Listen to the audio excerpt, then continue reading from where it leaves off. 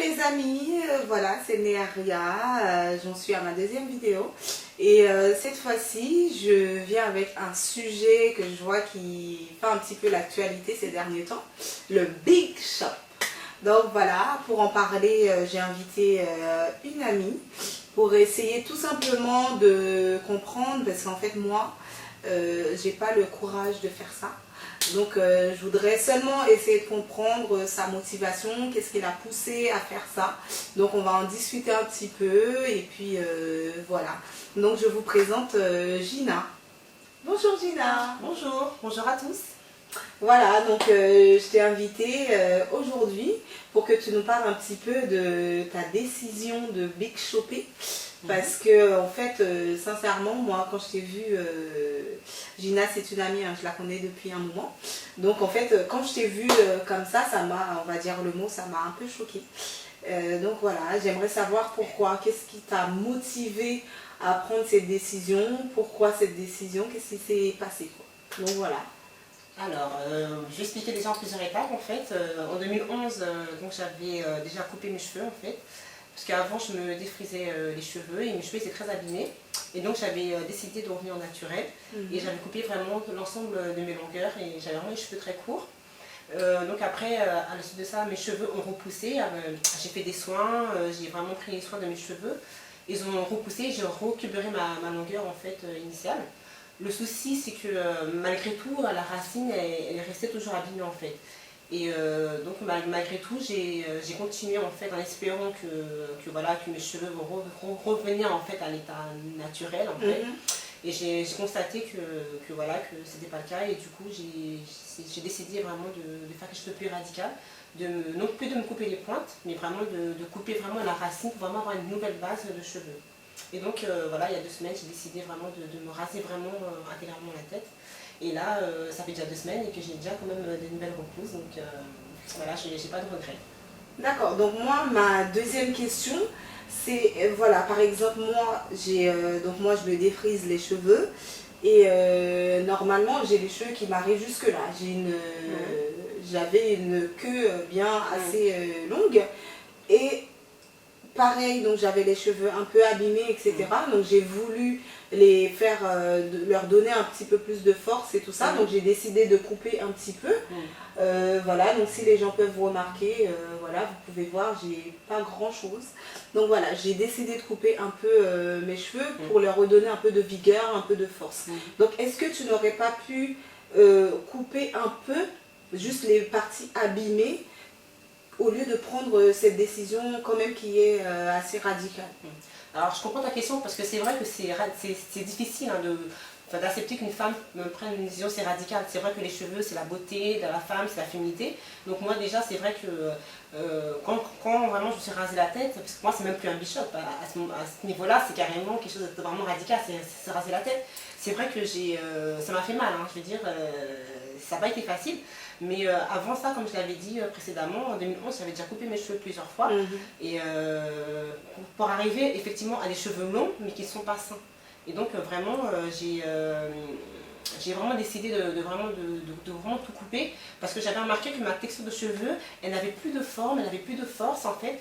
Quand je faisais par exemple un chignon ou une queue, ça faisait comme une queue de rat en fait, ça ressemblait à rien. C'était trop fin. Voilà, c'était trop fin. Ouais. J'avais une longueur ici, une longueur là, une autre longueur ici. Enfin, je veux dire, ça n'avait vraiment aucun forme, aucun caractère, aucun corps en fait. Et c'est vrai que je me suis rendu compte que vraiment la seule solution vraiment radicale, aussi difficile soit-elle, c'est vraiment de tout recouper et de repartir à zéro en fait avec des cheveux sains.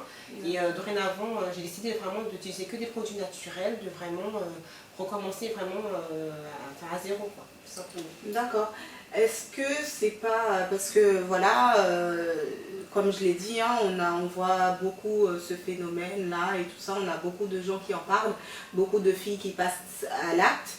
Donc j'aimerais savoir, est-ce que tu n'as pas été influencée par ce qui se passe, on va dire, sur les réseaux sociaux? Est-ce que tu n'as pas été influencée par une tierce personne ou je sais pas, ou voilà. Alors je te remercie de poser la question parce que je trouve qu'elle est très pertinente. Alors je tiens à dire que vraiment, moi c'est pas du tout mon cas. Alors parce que j'avais les cheveux longs au moins jusqu'aux épaules. Donc je me suis pas levée un matin et me dire bah, tiens si je me rasais la tête. Non, ça s'est pas fait comme ça. C'est vraiment un processus qui a été très long. Donc entre 2011 jusqu'à 2015, c'est vraiment ça. Voilà, c'est vraiment j'ai vraiment pris mon courage à deux mains en fait. C'est pas un phénomène pour moi. C'est personnellement pour ma décision, c'est pas un phénomène de mode. Effectivement, j'ai regardé un petit peu sur YouTube pour voir un peu comment ça se passait parce que c'est vrai que j'avais déjà remarqué que des femmes osaient en fait franchir le pas. Mais en fait, moi j'avais regardé pour me donner du courage dans le sens que voilà, c'est pas facile. Voilà, je suis quand même d'origine voilà, haïtienne et c'est vrai que les cheveux des noirs ne poussent pas à la même vitesse que les blancs. Et j'ai remarqué que beaucoup sur les vidéos sur YouTube, que beaucoup de filles qui le faisaient en fait, qui se rasaient la tête ou qui se coupaient la tête radicalement, soit c'était des métis, soit c'était vraiment des filles avec des mélanges qui pouvaient se permettre, en gros dans le sens, les cheveux un an après ils allaient pousser quoi. Je veux dire, nous on n'a pas la même stature, on n'a pas la même génétique. Donc moi c'est vraiment... j'ai pas copié sur ces filles-là en fait. Je me suis pas dit bah tiens je vais faire comme elle. Moi vraiment c'est vraiment un problème de santé, enfin de santé capillaire, c'était vraiment une décision vraiment mûrement réfléchie. Donc c'est pour ça que je pourrais pas dire à une fille bah tiens mais rase-toi la tête, jamais j'oserais dire ça à quelqu'un, c'est vraiment une décision personnelle qu'il faut prendre parce qu'il faut pouvoir l'assumer après. D'accord. Et ma dernière question, donc, ça va être, parce que comme je l'ai dit au début de la vidéo, ça a été un choc pour moi, parce que moi, je t'ai toujours vu avec tes cheveux longs, naturels, etc. Et donc, comment les gens t'ont perçu? Comment on t'a accueilli au travail, par exemple?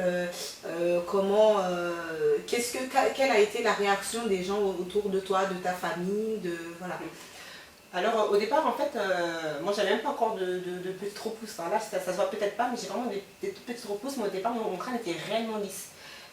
Au départ je mettais un foulard en fait, parce que déjà moi-même il fallait que je m'adapte à la nouvelle image que j'avais déjà dans le miroir, parce que passer de cheveux longs touffus à crâne rasé, sincèrement c'est choquant en fait, même pour moi qui je m'étais préparée. Psychologiquement, j'étais déterminée, mais c'est vrai que quand je l'ai fait, ça a été dur en fait. Je l'ai fait en 3 étapes, c'est pour dire, j'ai pas pu le faire d'un coup.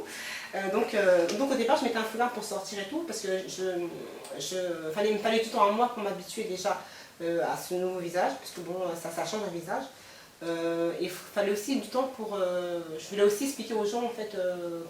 pour ne pas trop les choquer. Et c'est vrai que j'ai un ami, quand il m'a vu, il n'a pas compris, il m'a dit, il croyait même que j'étais malade. Donc c'est pour vous dire que ça peut être choquant de voir une femme rasée du jour au lendemain, qui a une touffe et le lendemain, tu n'as plus rien. Enfin, il y en a même qui pensent que j'étais déjà un cancer ou quelque chose comme ça, alors que je leur ai expliqué que non, c'était vraiment que j'ai rasé mes cheveux. J'ai pris le temps vraiment de leur expliquer ma démarche pour qu'ils ne s'inquiètent pas, pour qu'ils comprennent que c'est pas un délire, que c'est pas... voilà. Donc voilà, j'ai déjà expliqué. Et donc après, ils m'ont très bien pris, au contraire, ils m'ont encouragé. J'ai même l'impression que j'ai suscité des vocations, donc voilà. D'accord, bon, en tout cas, Gina, je te remercie de participer à la vidéo. Donc voilà, bon, en tout cas, voilà, ben, écoute, moi je trouve que tu es jolie comme ça. Merci. Même si ça m'a choquée, voilà, je trouve que ça te va bien, que voilà, moi je pourrais pas, je dis pas que jamais je ne le ferai, mais bon, en tout cas, moi je me vois pas le faire en tout cas.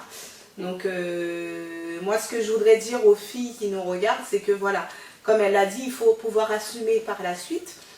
Donc c'est une décision qui doit être mûrement réfléchie.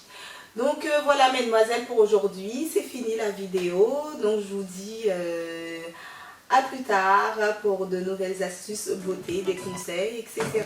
Donc Gina, je te remercie. À bientôt. Bisous les filles.